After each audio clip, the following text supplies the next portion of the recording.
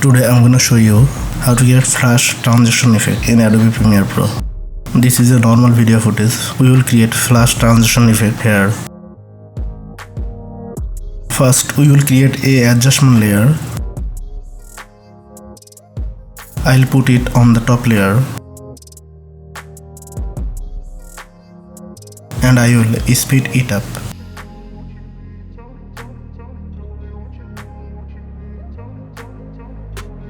Bring it between the two layers.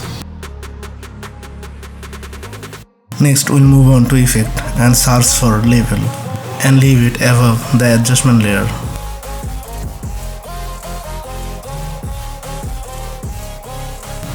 Then we will go to effect control.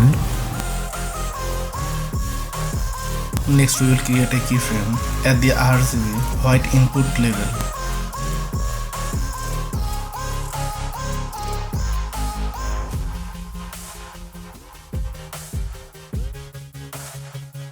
Thanks for watching. If you enjoy it, please subscribe and like and comment if you have any question. See you again next time. Have a nice day.